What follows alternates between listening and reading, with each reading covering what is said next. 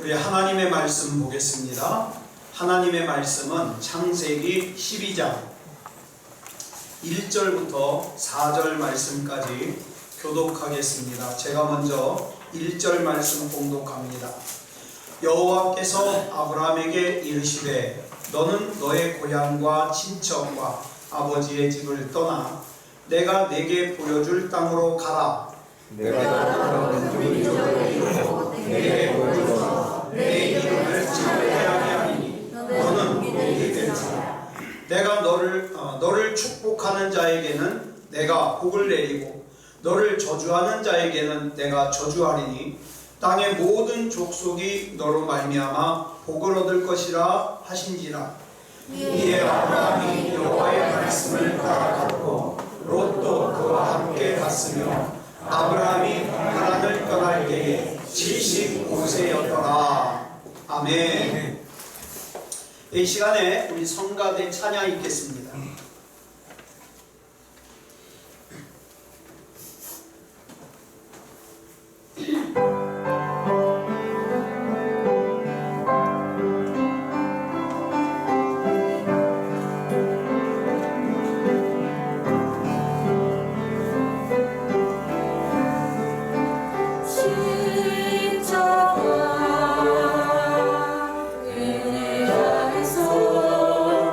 내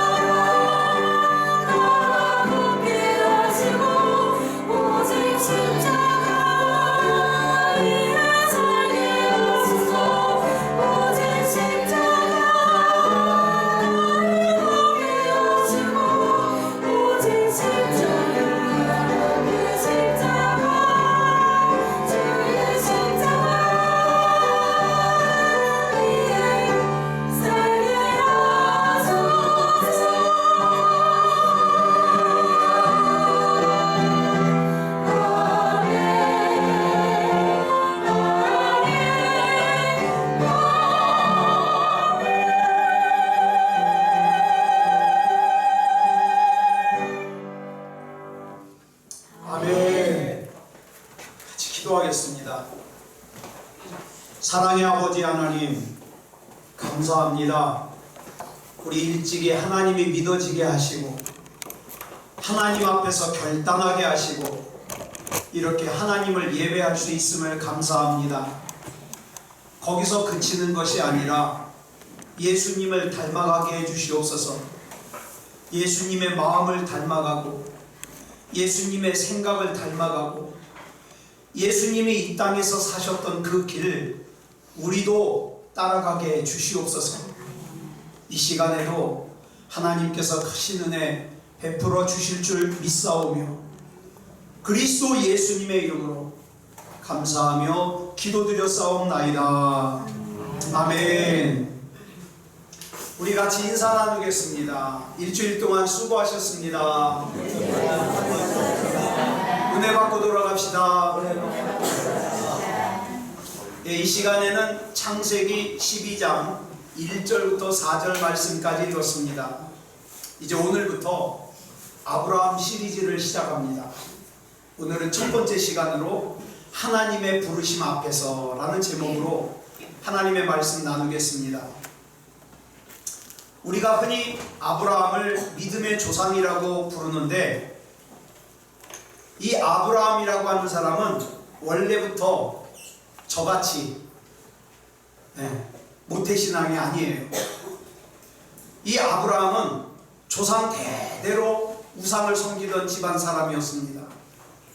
우상을 섬기는 가정에서 태어나서 우상을 만들어서 팔면서 살고 우상을 섬기는 삶을 살았는데 그런 사람이 어떻게 하다가 하나님을 믿게 되었으며 믿음의 조상까지 되었는지 또 하나님의 복을 받게 되었는지 우리가 이 아브라함 시리즈를 나누면서 좀 자세하게 살펴보려고 합니다. 하나님께서 아브라함을 불러주셨고 아브라함은 자기를 부르시는 그 하나님의 부르심에 순종으로 반응했어요. 여러분, 사람이 누군가를 부른다는 건 왜 부릅니까? 부르는 이유가 있잖아요. 부르는 목적이 있잖아요. 하물며 하나님께서 우리를 부르셨을 때에는 분명한 목적이 있지 않겠습니까? 때로는 내가 예배드리고 싶다 이 마음이 드는 것은 하나님이 분명히 목적이 있어서 그래요. 나 기도해야 되는데 이것도 분명한 목적이 있어서 이런 마음이 드는 거예요.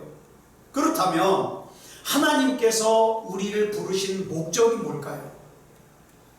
먼저 하나님께서 아브라함을 부르신 목적을 우리가 알아야 되겠죠? 본문 2절에 보니까 하나님께서 아브라함을 부르신 목적이 나와요. 같이 읽겠습니다. 시작. 내가 너로 큰 민족을 이루고 내게 복을 주어 내 이름을 창대하게 하리니 너는 복이 될지라. 뒤에 말을 덧붙이자면 그래서 너를 불렀다 이렇게 붙일 수가 있겠죠. 하나님께서 아브라함을 부르신 목적은 복이 되게 하기 위해서. 여기서 말하는 복이 되게 하기 위해서를 우리가 자주 사용하는 말로 바꾸면 복의 근원이 되게 하려고. 하나님께서 아브라함을 부르셨습니다. 그러면 도대체 복의 근원이 된다는 게 뭘까요? 복이 된다는 게 뭘까요? 그게 또 이제 본문 3절에서 설명을 하고 있어요. 복이 된다는 게 뭐냐? 복의 근원이 된다는 게 뭐냐?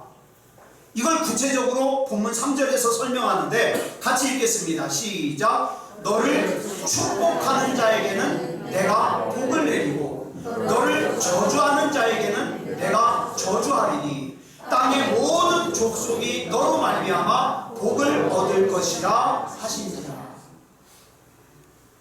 하나님께서 아브라함에게 주시는 복이 뭐냐? 아브라함을 축복하는 사람에게는 하나님이 복을 주시고 아브라함을 저주하는 사람에게는 하나님이 저주하시는 것. 이게 아브라함에게 주신 복이에요. 이게 얼마나 대단합니까? 그래서 여러분, 예수 믿는 사람 함부로 저주하면 안 돼요. 왜요?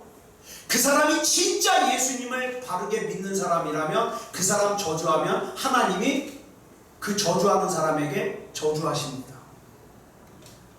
여러분, 여러분 진짜 저 사람이 예수님을 잘 믿는 사람 같다 그러면 여러분 복 받는 방법이 있어요. 그 사람 축복하세요. 그러면 하나님이 여러분 복 주십니다. 그게 아브라함에게 주신 복이고 저와 여러분에게 주신 복이에요. 그런데 문제는 아브라함이 도대체 어떤 상황에서 이런 하나님의 부르심을 받았느냐? 하나님께서 아브라함을 부르신 것은 아브라함이 하나님을 특별히 잘 믿어서 부르신 게 아니에요. 자, 앞에서도 말씀을 드렸습니다마는 아브라함은 대대로 조상 대대로 우상을 섬기는 집안 사람이에요. 하나님 안 믿었어요. 그렇다고 해서 또 아브라함이 하나님의 복을 받을 만한 무슨 대단한 일을 해서 복 받은 거 아니에요. 아브라함의 집안이 굉장히 믿음이 좋은 집안은 절대 아니에요.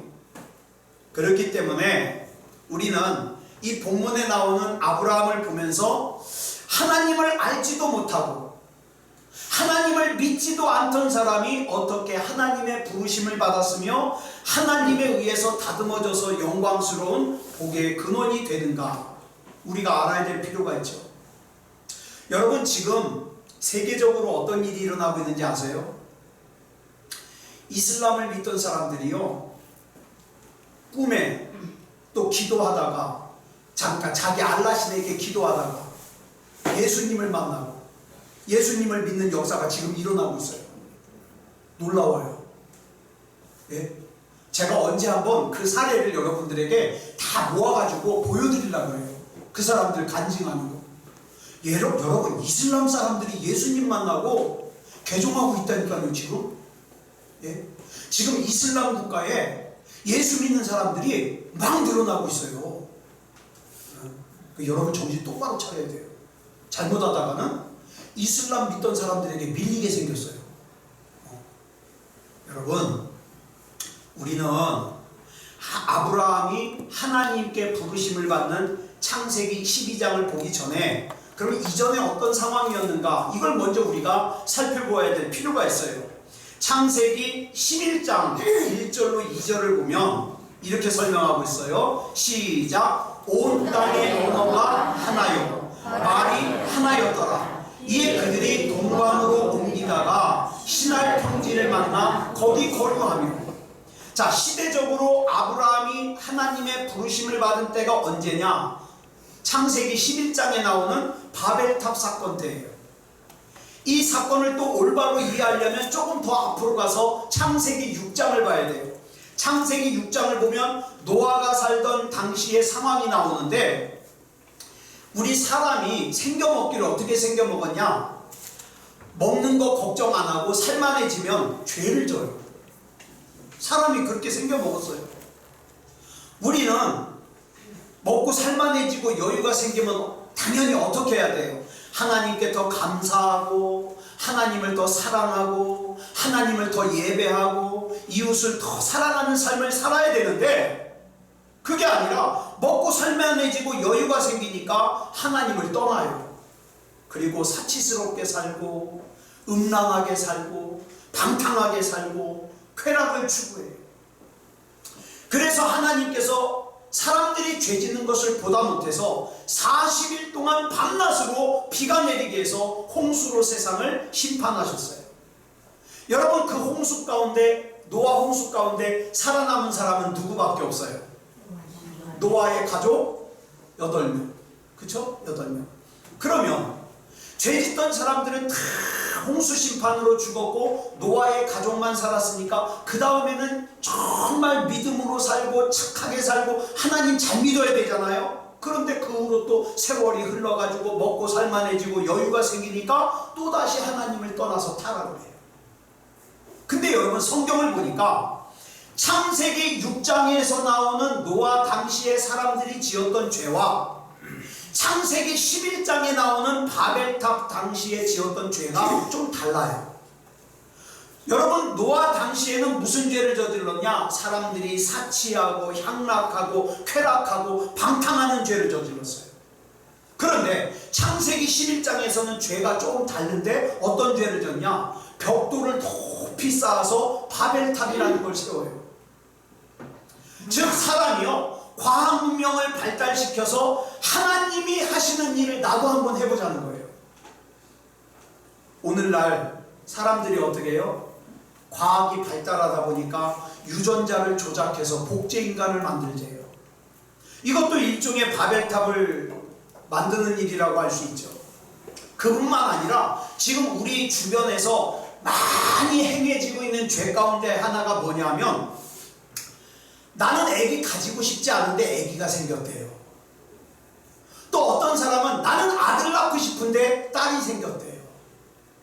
나는 딸 낳고 싶은데 아들이 생겼대요.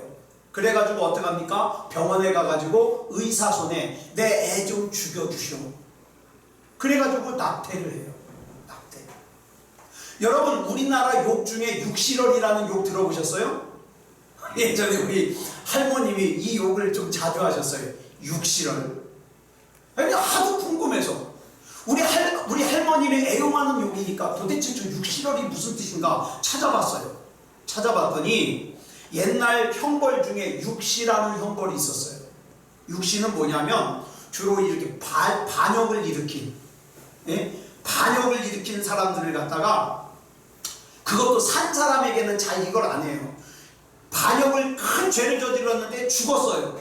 그러면 그 죽은 사람을 갖다가 시체를 꺼내요. 꺼내가지고 시신을 꺼내가지고 시신을 머리 자르고 팔 자르고 다리를 잘라가지고 몸을 6등분을 해요.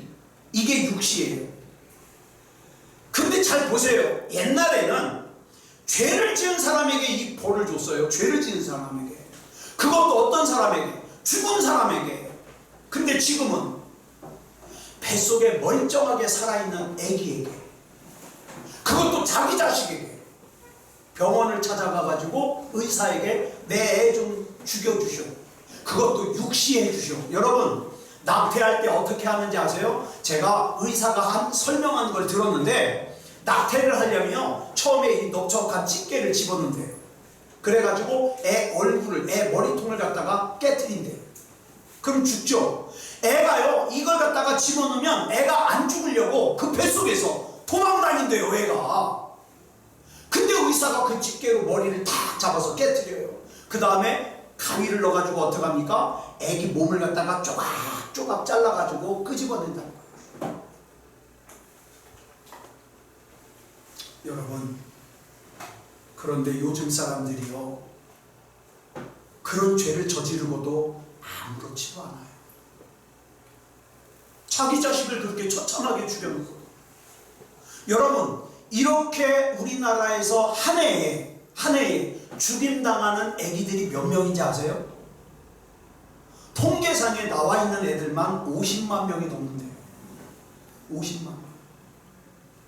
우리나라에 한 해에 태어나는 아기들이 지금은 좀 줄었다 그러는데 60만 명이에요. 그러니까 거의 통계에 잡히지 않은 애들까지 합하면 어쩌면 태어나는 애들보다 그렇게 해서 죽임당하는 애들이 더 많을지도 몰라요. 부모라는 사람이 실수해서 아기가 들어섰다, 내가 원하지 않는 아기가 들어섰다, 아기를 그렇게 죽여요.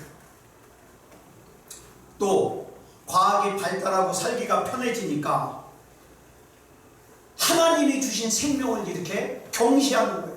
심지어는 얼마 전에 제가 그 기사를 보고서 깜짝 놀랐어요.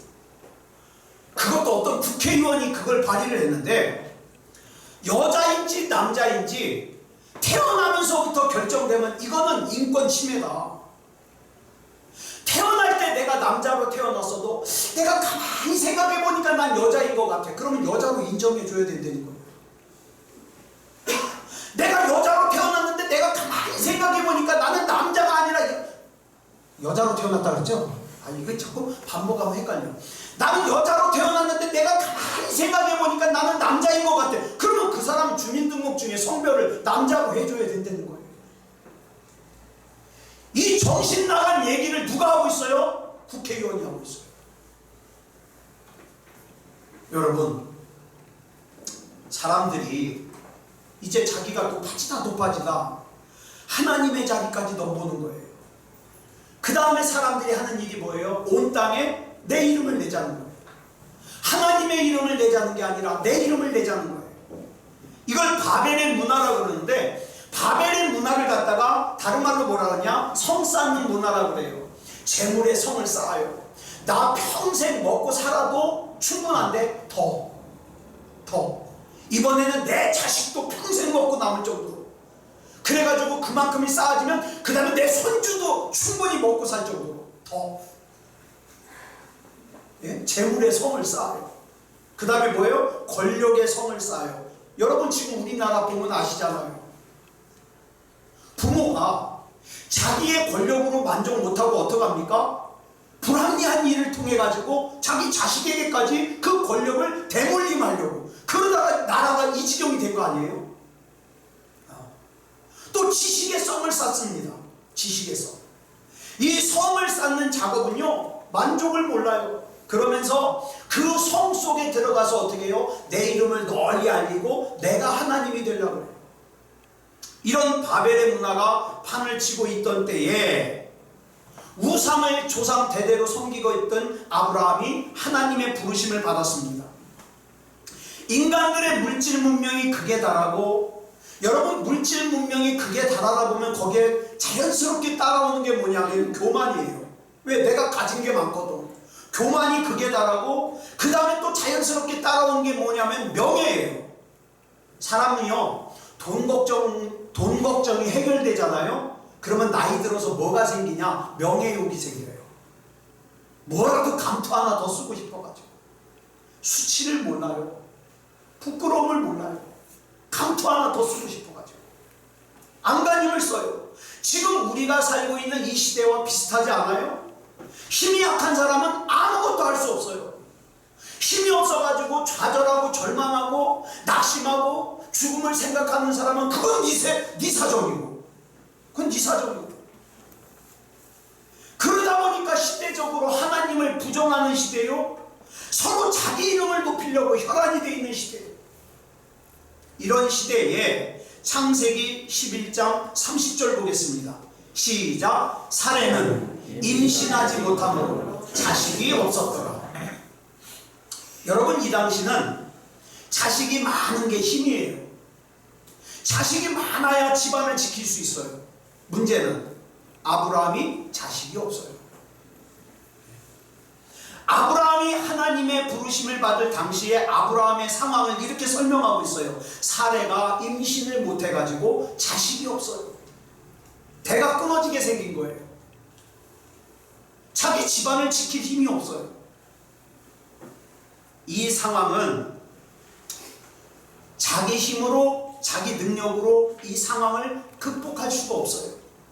그런데다가 더 어려운 상황이 펼쳐졌어요. 창세기 11장 32절 보겠습니다. 시작. 데라는 나이가 205세가 되어 하란에서 죽었더라. 엎친 데 덮친 격으로 자기 아들 아브라함이 대를 잇는 거 보지도 못하고 아브라함의 아버지 데라가 죽었어요. 하나님은 이런 시대에, 이런 상황에 아브라함을 찾아오셨습니다. 여기서 우리의 첫 번째 기도 제목이 있어요. 저와 여러분이 이 세상을 살아가는 동안에 어쩔 때는 정말 두려운 일을 만날 수 있어요. 정말 염려되고 걱정되는 일을 만날 수 있어요. 그러나 적어도 저와 여러분이 진짜 하나님을 믿는 사람이라면 그런 상황 가운데 원망이 앞서지 말고, 불평이 앞서지 말고, 좌절이 앞서지 말고 어떤 신앙을 가져야 되느냐? 이 문제는 하나님의 때에, 하나님의 방법으로 반드시 하나님께서 해결하신다. 이걸 믿으시기 바랍니다. 시대적으로 어렵고, 가정적으로 어렵고, 상황적으로 어려워서 나의 힘으로 어떻게 이 문제를 해결할 수 없고, 믿을 사람 하나 없고, 기댈 사람 없고, 의지할 수 없는 그럴 때, 그런 절망적인 상황에 하나님께서 아브라함을 찾아오시고 아브라함을 부르셨다는 사실을 기억하시기 바랍니다. 저와 여러분이 진짜 의지해야 될 분은 하나님이세요. 그런데 이렇게 어려운 상황에서 아브라함이 하나님의 부르심을 받는데, 그 부르심을 받는 장소가 어디냐? 창세기 11장 31절 보겠습니다. 시작. 데라가 그 아들 아브라함과 하란의 아들인 그의 손자 롯과 그의 며느리 아브라함의 아내 사레를 데리고 갈대아인의 우르를 떠나 가나안 땅으로 가고자 하더니 하란에 이르러 거기 거류하였습니다. 여기 보니까 가나안 땅으로 가고자 했어요. 가나안 땅으로 가고자 했어요. 여러분, 저와 여러분이 잘 알고 있는 창세기 12장 1절을 보면 하나님께서 아브라함에게 뭐라고 말씀하십니까? 내가 내게 보여줄 땅으로 가라 그랬어요. 내가 너에게 보여줄 땅으로 가라. 근데 이건요, 두 번째로 받은 명령이에요. 그 첫 번째 명령은 이미 앞에서 창세기 11장에서 이미 하나님이 하셨어요. 첫 번째 명령은 어디서 받았냐? 갈대아 우르에서 받았어요. 아브라함의 가족은 그 첫 번째 하나님의 명령에 순종해가지고 가나안을 향해서 출발을 했어요. 그러다가 어디에서 머물렀느냐? 하란이라는 곳에서 머물렀어요. 그리고 이제 오늘 본문 창세기 12장 1절은 두 번째로 받는 명령이에요. 두 번째로. 그러니까 아브라함은 이미 하나님이 지시하시는 가나안 땅이 어디라는 걸 알까요? 모를까요? 알까요? 모를까요? 알까요? 모를까요? 알아요. 이미 가나안을 향해서 출발했어요. 이걸 알고 있으면 여러분 신학 공부한 저보다 여러분이 훨씬 더 나은 거예요. 저는 얼마 전에 알았어요. 저는 이제까지 히브리서 11장 8절에 보면 뭐라 그랬어요? 줄친 것만 시작. 갈 바를 알지 못하고 나아갔으며, 이 말씀 때문에 저는 뭐라고 생각했느냐? 아브라함은 자기가 어디로 가는지를 모르고 갔다, 이렇게 생각했어요. 그런데 가만히 말씀을 보니까 아니요. 여러분 창세기 11장 31절에서 우리 다시 한번 읽어볼까요? 시작. 데라가 그 아들 아브라함과 하란의 아들인 그의 손자 롯과 그의 며느리 아브라함의 아내 사레를 데리고 갈대아인의 우르를 떠나 가나안 땅으로 가고자 하더니 이미 가나안 알았어요. 그럼에도 불구하고 왜 히브리서 11장에서는 갈 바를 알지 못하고 갔다 그랬느냐? 여러분 잘 알아야 돼요. 아브라함은 가나안 땅이 어딘지는 알았어요. 근데 뭘 몰랐을까요? 가나안 땅이 어떤 곳인지는 몰랐어요. 잘 들으세요. 이 차이가 있어요. 가나안 땅이 어디인지는 알았지만 가나안 땅이 어떤 곳인지는 몰랐어요. 이걸 왜 중요하냐면 우리 역시도 신앙생활할 때 그렇게 하기 쉬워요. 신앙생활을 해야 된다는 건 알아요. 가나안 땅이 어딘지 알아요. 그 다음에 무엇이 올바른 신앙생활이라는 건 알아요. 내가 예배를 어떻게 드려야 되고 하나님을 어떻게 섬겨야 된다는 건 알아요.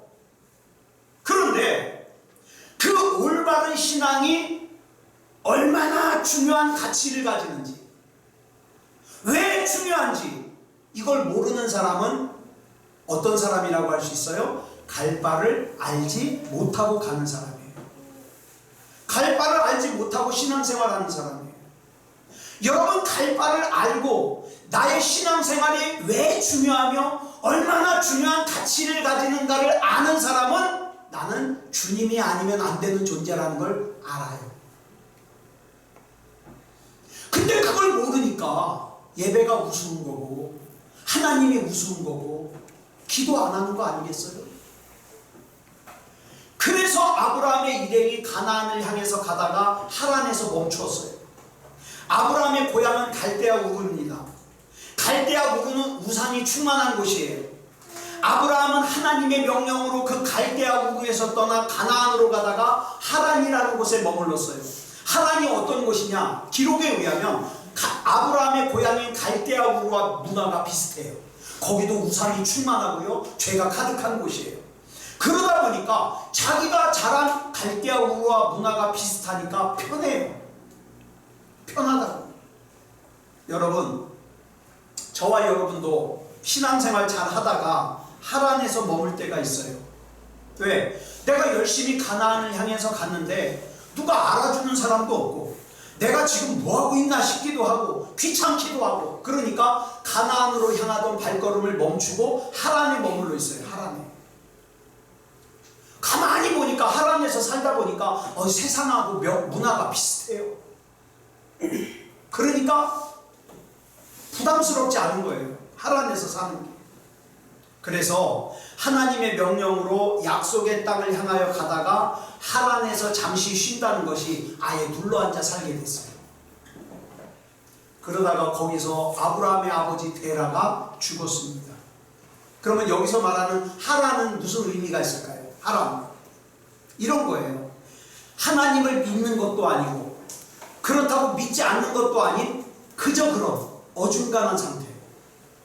이게 하란이에요. 요즘에 보면 이 하란에 머물러 있는 사람들이 많아요. 예를 들어서 하나님의 부르심을 받아 예배당에 가서 예배를 드립니다. 근데 그 내면을 들여다보면 예수 안 믿는 사람하고 별로 다를 게 없어요. 화나면 화내요. 욕심도 충만해요. 음란도 충만해요. 교회 다니는 것만 달라요. 하란입니다. 하란. 성품도 여전히 이기적이에요.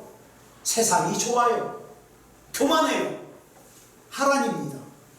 예수님을 믿는다고 말은 하는데 예수님을 전혀 닮을 생각도 없어요. 관심도 없어요. 하란입니다.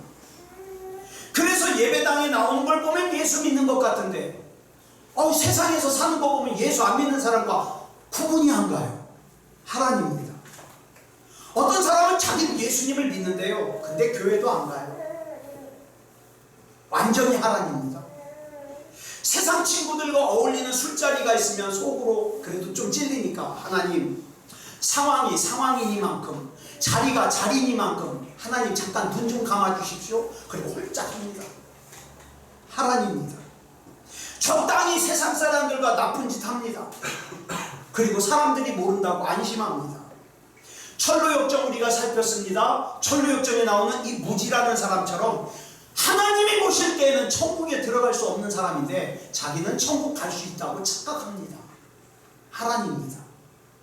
이렇게 예배당에 나오기는 하지만 하나님을 믿는 것도 아니고 그렇다고 안 믿는 것도 아닌 신앙생활을 뭐라고 하느냐? 하란 신앙생활이라고 부릅니다.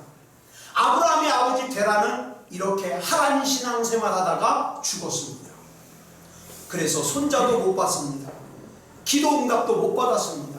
한마디로 말해서 교회는 다녔는데 신앙생활의 기쁨을 몰라요. 교회는 다녔는데 하나님의 은혜를 체험하지도 못했어요. 그냥 예배당만 왔다 갔다 했어요. 시간이 없어서 그런 거 아니에요. 창세기 11장 32절에 보니까 데라가 205살까지 살았으니까 시간은 충분했어요. 그런데 하란 신앙생활에 주저앉아 있었어요. 그래서 이 하란이라는 곳의 첫 번째 의미는 뭐냐? 하나님을 믿는 것도 아니고 그렇다고 믿지 않는 것도 아닌 그저 그런 어중간한 상태를 하란이라고 합니다. 네. 바라기는 저와 여러분 중에 이 데라처럼, 아브라함의 아버지 데라처럼 이 하란에 머물러 있어서 하나님을 믿는 것도 아니고 그렇다고 안 믿는 것도 아닌 어중간한 상태의 신앙이 없기를 바랍니다. 여기 머무르면 안 돼요. 그 다음 두 번째로 하란의 두 번째 의미는 교차로의 뜻을 가지고 있습니다. 이 하란이라는 단어가 교차로라는 뜻을 가지고 있어요. 지금 아브라함은 복의 근원이 되어야 될 사람이에요. 그런데 아브라함의 아버지 데라가 하란에서 머뭇거리고 있으니까 복의 근원이 되어야 할 아브라함도 어떻게 해요? 발목이 잡혀서 하란에서 그냥 있어요. 여러분, 이렇게 하란에서 머문 시간이 자그마치 10년이에요. 이렇게 머뭇거리는 동안 하나님께서 아브라함에게 부어주셔야 될 복도 어떻게 해요? 연기가 됩니다. 우리 주변에 보면 믿음이 없는 배우자 때문에, 믿음이 없는 부모 때문에, 믿음이 없는 형제 때문에, 믿음이 없는 자녀 때문에, 믿음이 없는 친구 때문에 발목을 잡혀서 하란에서 머뭇거리는 사람들 많아요. 여러분, 어떤 일이 있어도 신앙과 불신앙 사이에서 머뭇거리면 안 돼요. 순종과 불순종 사이에서 머뭇거리면 안 돼요. 여러분이 하란에서 머뭇거리면 머뭇거릴수록 여러분 자신은 물론이거니와 여러분의 사랑하는 사람들조차도 여러분의 영향을 받아서 하란에 붙잡혔다는 사실을 잊으면 안 돼요. 내가 하란에 있으면 내 자녀도 발목이 붙잡혀요. 내 부모도 발목이 붙잡혀요. 그래서 저와 여러분은 하란이면 안 되는 거예요. 나를 위해서도 그렇고 내 사랑하는 사람들을 위해서도 그렇고. 그러니까 회개할 것은 빨리 회개하고 결단해야 될 것은 빨리 결단하고 입어야 될 예복은 빨리 갈아입어야죠. 저는 성경을 읽을 때마다 창세기 11장 32절이 이렇게 기록되어 있다면 얼마나 좋을까 이런 생각합니다. 하란에 대해서 데라가 하란의 생활을 청산하고 일어나 약속의 땅을 향하여 가족들을 이끌고 출발하더라. 이랬으면 얼마나 좋을까요? 저는 저와 여러분의 삶이 그랬으면 좋겠습니다. 얼마나 멋있고 복이 있습니까? 그런데 하란에서 미지근한 신앙생활 하다가 때가 되어서 205살에 데라가 죽었는데, 이 데라는 205년 아니라 2500년을 살아도 하란에 있으면 의미 없는 신앙생활이에요. 이와 같이 하란은 믿음이 없으면서도 믿음이 있는 척 연기하는 신앙생활이에요. 여러분 여기 지도를 보세요. 이게 레이저가 있는데 불빛 보이시죠? 자, 여기가 가나안이에요. 여기가 갈대아 우르예요. 여기가 하란이에요. 자, 지도상으로 보면 이 하란이라는 곳은요 갈대아 우르와 가나안의 중간 지점이에요. 그래서 남들이 볼 때는 신앙생활 하는 것처럼 보여요. 왜? 갈대아 우르는 떠났으니까. 그런데 하나님이 보실 때는 아직 가나안에 안 들어갔거든요. 신앙생활이 아니에요. 믿음이 없으면서도 믿음이 있는 척 거짓 행세하는 곳이 어디냐? 하란입니다. 오늘날 많은 사람들이 이 하란에서 살면서 다른 사람들도 속이고 자기 자신도 속이고 있어요. 믿음 있는 것처럼. 아브라함이 고향인 갈대아 우르를 떠나는 것까지는 좋았는데 가나안으로는 가지 않고 하란에 머무는 게 문제예요. 신앙생활을 시작한 것은 좋은데 온전히 하나님께 맡기는 신앙생활을 하지 못하고 구원받을 만한 믿음을 가지지 못하고 교회에서는 그리스도인처럼 보이지만 세상으로 돌아가면 세상 사람들과 구원받지 못한 세상 사람들과 전혀 차이가 보이지 않아요. 그런 사람들이 있더라 이 말이에요. 이렇게 하란에서 머물러 있던 아브라함에게 오늘 본문 1절에서 하나님께서 말씀하십니다. 시작. 여호와께서 아브라함에게 이르시되 너는 너의 고향과 친척과 아버지의 집을 떠나 내가 내게 보여줄 땅으로 가라. 여기서 왜 아브라함에게 하나님께서 너의 고향과 친척과 아버지의 집을 떠나라 그랬을까요? 이게 익숙한 거예요. 여러분들에게 익숙한 게 있으면 하나님 앞에 인생을 다 던지질 못해요. 맡기질 못해요. 여러분, 나한테 돈이 충분하게 있는 사람이 기도할까요? 나 도울 사람이 충분하게 있는데 기도할까요? 아니요. 그거 붙드느라고 기도 못해요. 그거 떠나라는 거예요. 그거 떠나라는 거예요. 아브라함은 생각하기를 나는 정말 이 하란에서 하나님을 잘 섬기는 줄 알았는데 하나님이 보실 때에는 아브라함이 믿고 있던 것은 하나님이 아니라 뭐예요? 네 아버지 데라예요. 네 고향이에요. 네 친척이에요. 그래서 하나님께서 지시하시는 땅인 가나안에 꼭 가야만 한다는 생각을 안 해요. 가다가 못 가면 돌아가면 되지. 어디로? 고향으로. 친척에게로, 아버지의 집으로. 그러니까 가나안에 가야 된다는 생각이 절실하지 않아요. 그래서 기도 안 하는 거예요. 아셨어요? 여러분 기도 안 하시는 이유는 하나님 말고 믿을 게 너무 많아요. 근데 아까 우리 김혜성 권사님하고 얘기하다가 그런 말씀 하시더라고요. 여러분 돈도요 나에게 생명이 있고 나서 돈도 필요한 거예요. 그래서 우리 인생의 첫 번째는 하나님이 아니면 안 돼요. 여러분, 그래서 저와 여러분은 신앙생활 할 때에 가면 좋고 못 가면 말고, 되면 좋고 안 되면 말고, 응답 받으면 좋고 응답 못 받으면 말고, 이런 마음 가지면 안 돼요. 하나님, 나는 가면 좋고가 아니라 반드시 가야만 합니다. 나는 되면 좋고가 아니라 반드시 되어야만 합니다. 하나님, 나는 응답 받으면 좋고가 아니라 반드시 응답 받아야만 합니다. 그래서 나는 하나님이 아니면 안 됩니다. 이 신앙 고백하는 사람 어찌 하나님이 가만 놔두겠어요? 그래, 내가 너 책임질게. 하나님 앞에는 그런 사람이 필요한 거예요. 여러분, 예배당에 나오는 사람들,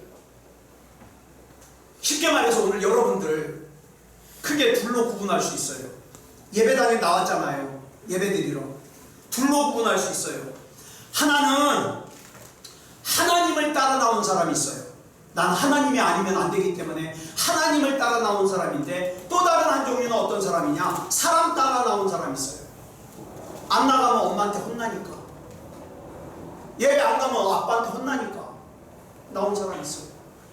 여러분, 본문 4절 보세요. 시작. 이에 아브라함이 여호와의 말씀을 따라 갔고 롯도 그와 함께 갔으며, 아브라함이 하란을 떠날 때에 75세였더라. 여기 잘 보세요. 아브라함은 뭘 따라갔어요? 여호와의 말씀을 따라갔어요. 근데 롯은 뭘 따라갔어요? 롯은 그와 함께 갔어요. 그가 누구예요? 아브라함 따라간 거예요. 그러니까 아브라함은 하나님의 말씀 따라갔고 롯은 아브라함 따라갔고, 달라요, 결과가. 여호와의 말씀을 따라 나온 사람은 하나님의 말씀을 사모하고 예배를 사모하고 은혜를 사모하고 하나님 앞에 내 인생을 거는 반면에, 아브라함을 따라 나온 사람, 즉 사람을 보고 사람을 따라 나온 사람은 사람에게 실망하면 어떻게 해요? 돌아갑니다. 미련 두지 않아요. 내가 이 꼴 보려고 내가 교회 나왔냐 그러면서 돌아가 버려요. 왜? 사람 보고 나왔으니까. 하나님 본 사람과 사람 본 사람은 이렇게 달라요. 그러므로 저와 여러분은 하나님을 믿고 따르는 사람이 되어야 돼요. 예배다운 예배를 드리는 사람이 되어야 됩니다. 그래서 하나님께서 죄악 중에 있던 우리를 부르신 거예요. 네. 그리고 우리가 믿음다운 믿음을 가질 때까지 오래 참고 기다리는 거예요. 어떤 분은요, 여러분 중에 어떤 분은 하나님이 지금도 기다리셔요. 영적으로 철들 때까지, 믿음다운 믿음이 들어갈 때까지. 네. 그래서 저는 정말 저와 여러분이 하나님의 부르심에 온전한 믿음다운 믿음으로 반응하는 저와 여러분이 되기를 그리스도 예수님의 이름으로 간절히 축원합니다. 반주해 주시겠습니다. 자, 우리가 이 시간에 다 같이 부를 찬송은 찬송가 312장이에요. 저와 여러분이 하나님 앞에 이끌려가지고 일평생 주만 바라보면서 사는데, 주만 바라보면서 사는 사람에게 어려운 일이 있을까요? 없을까요? 예수 잘 믿는 사람에게 어려운 일이 있을까요? 없을까요? 있어요. 그러니까 여러분이 어려운 일 만났을 때, 내가 신앙생활 잘못했나? 내가 하나님 앞에 죄졌나? 그런 생각하지 마세요. 어려운 일이 있습니다. 그렇지만 일평생 주님만 바라보는 사람은 반석 위에 설 수 있어요. 흔들리지 않아요. 우리 찬송하겠습니다.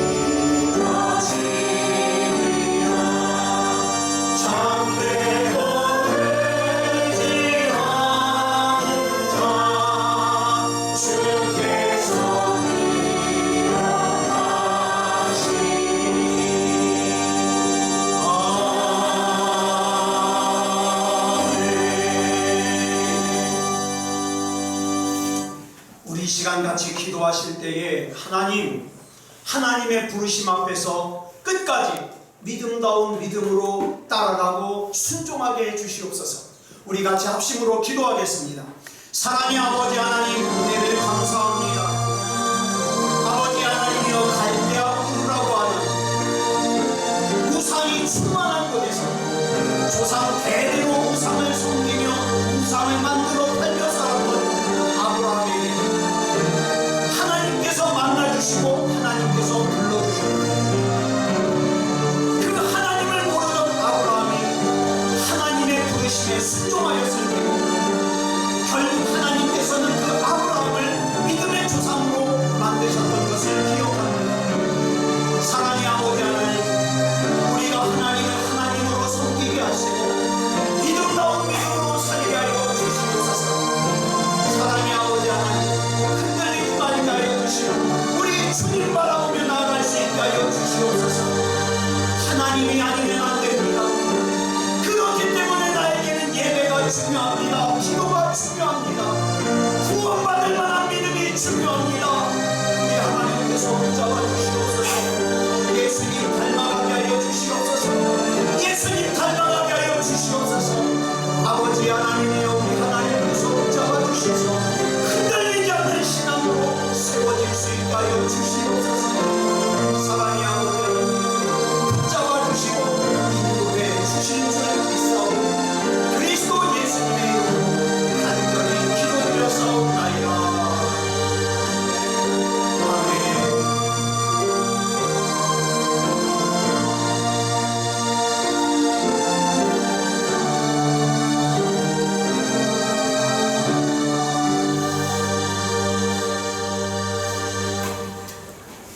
우리 아픈 데다 손을 얹으시고 기도하겠습니다. 만병의 대의사 되신 하나님께서 치료하십니다. 사랑의 아버지 하나님, 이 시간 하나님의 부르심에 순종으로 반응하여 이 자리에 나와 하나님을 예배하는 사랑하는 하나님의 백성들, 하나님의 자녀들, 하나님께서 붙잡아 주시고 인도하여 주셔서 지금 아픈 곳에 손을 얹었습니다. 또 사랑하는 사람의 아픔을 생각하며 가슴에 손을 얹었습니다. 여호와 라파, 치료하시는 하나님께서 이 시간 치료하는 광선을 달아여 주시고 치료하여 주셔서 불법적으로 들어온 질병이 떠나가게 하여 주시옵소서.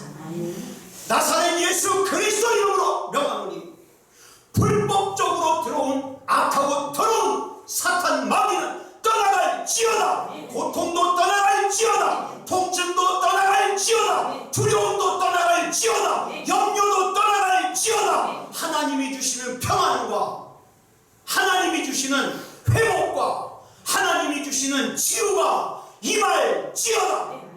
모든 것을 우리 주님 앞에 맡겨드리오며 그리스도 예수님의 이름으로 감사하며 기도드려 싸움나이다. 아멘. 지금은 우리 주 예수 그리스도의 크신 은혜와 성부 하나님의 극진하신 사랑하심과 성령 하나님의 감화감동 충만하심과 역사하심과 인도하심과 보호하심, 오늘 거룩한 주일 주님 앞에 나와 영과 진리로 예배드리는 사랑하는 성도들과 가정과 이웃 위에 이제부터 영원토록 함께하여 주시사 일평생 사는 동안에 하나님의 부르심을 받아 일단 갈대아 우르를 출발했사오니 중간 하란에서 절대 머무르지 말게 하시고 가나안에 들어가 하나님의 복도, 하나님의 은혜도, 하나님이 주시는 승리도 마음껏 누리는 그런 믿음의 삶이 되게 해주시길 그리스도 예수님의 이름으로 간절히 축원하옵나이다. 아멘.